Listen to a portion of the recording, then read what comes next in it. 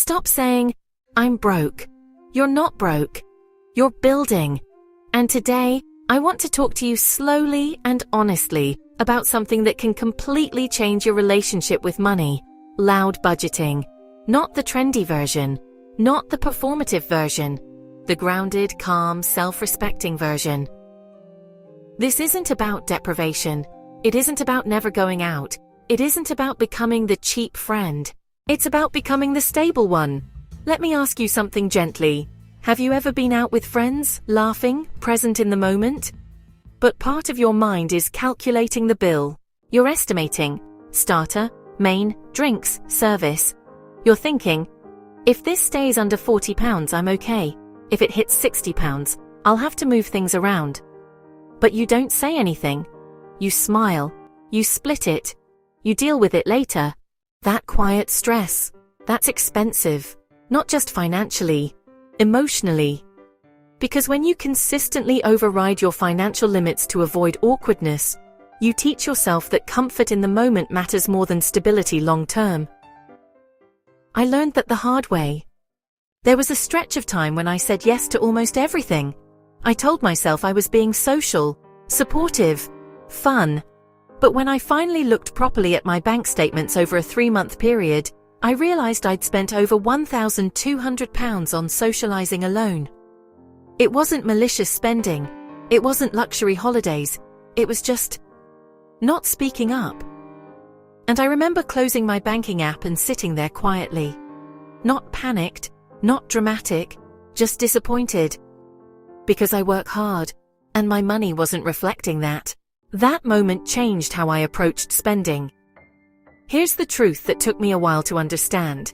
Most people don't have an income problem. They have a boundary problem.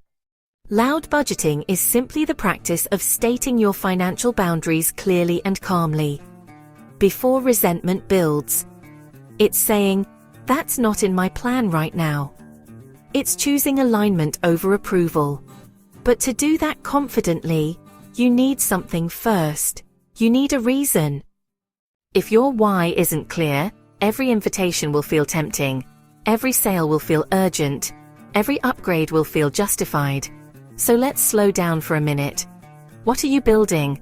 Not vaguely, specifically. Are you building a house deposit, debt freedom, a 6-month emergency fund, investment contributions, career flexibility? Your future will not interrupt you. It won't send a notification. It won't shout over the group chat. So you have to speak on its behalf. Now let's walk through some real situations, calmly and practically. Scenario 1.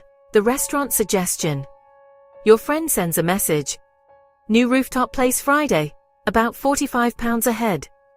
Old pattern. Silence. Internal debate. Reluctant yes. New pattern. I'd love to see you, but I'm keeping restaurant spending lower this month. Could we try somewhere more casual? Notice the tone. Not defensive. Not apologetic. Not over-explained. Clear. You are rejecting the price, not the person. And here's what often happens. Someone else says, honestly, I was thinking the same. Leadership doesn't have to be loud. It just has to be steady. Scenario 2. The extra round. It's only £10. That phrase has quietly drained more bank accounts than most people realize. Because it's never only £10. It's 10 here, 15 there. Delivery the next morning because you're tired. Coffee to compensate for less sleep. Instead, try, I'm sticking to what I plan to spend tonight. You don't owe anyone your financial breakdown. Calm repetition builds respect. Scenario 3. The spontaneous weekend away. Total cost, £250. This is where language matters. Instead of, I can't afford it, say, it's not in my plan right now. I'm focusing on my savings goal this quarter. That subtle shift moves you from scarcity to strategy. One sounds temporary and unstable. The other sounds intentional and focused. And here's something interesting. When you speak with quiet certainty, people rarely push. Confidence makes boundaries feel normal. Now let's address the fear. What if people judge you? Some might. Briefly. But ask yourself something important. If someone distances themselves because you won't overspend with them, what exactly was holding that relationship together? Convenience? Pressure? Shared avoidance? The people who value you will adjust. The people who don't were expensive to keep anyway. There is something deeply grounded about someone who can say no without flinching, who doesn't overspend to impress, who doesn't need to perform wealth. Quiet confidence is attractive. Now let's talk about the benefits beyond money. First, reduced anxiety. When you practice loud budgeting consistently, invitations stop feeling threatening. You don't fear the bill, you don't avoid checking your bank account, you don't negotiate with yourself at midnight. Second, stronger self-trust. Every time you honor your plan, you reinforce something powerful. I keep promises to myself. That builds confidence far beyond finances. Third, momentum. Let's be practical. If you reduce just £60 per week in unplanned social spending, that's over £3,000 per year.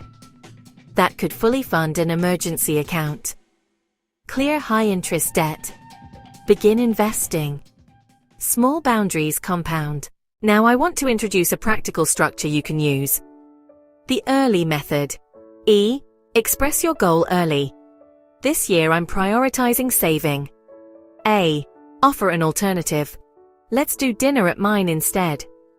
R. Repeat calmly if necessary. I'm sticking to my budget. L. Log the win immediately. Transfer the saved amount into savings. Logging matters. If you skip a £40 dinner, move £40 into your savings account that same evening. Watch it accumulate.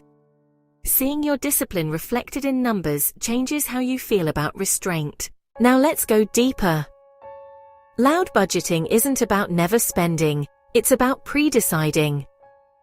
Create a monthly guilt-free enjoyment fund. Maybe that's £150. Maybe £300. When it's allocated, you spend it freely. Without guilt.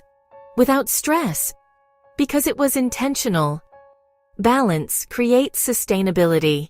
Another advanced strategy is pre-commitment. At the beginning of the year, tell your close circle, I'm focusing heavily on saving this year. That single conversation removes dozens of awkward micro moments later. You've set the tone. Now let's gently address comparison. You're at home cooking. Someone else is posting cocktails in Dubai. Pause and reflect. You don't know their debt, their stress, their financial safety net, their long-term plan. You're comparing your foundation to someone else's highlight. There are two types of people. Performers, who look wealthy and feel pressure. Builders, who look calm and gain options. You're choosing to be a builder. Now imagine 12 months from today. Your emergency fund is full. You don't panic at surprise expenses. You check your bank account without dread. You say yes to something meaningful because you actually can. Extend that to 5 years. No consumer debt. Investments compounding quietly. Freedom to pivot careers. Space to breathe. That is what boundaries buy. Peace. And peace rarely goes viral, but it is powerful. So here is your gentle challenge. For the next 7 days, practice one loud budgeting moment. Just one. Say your boundary early. Offer an alternative. Do not apologize for building your future. Then notice how you feel afterward. Notice the relief. Notice the self-respect. Notice the money that stays where it belongs. You are not behind. You are not boring.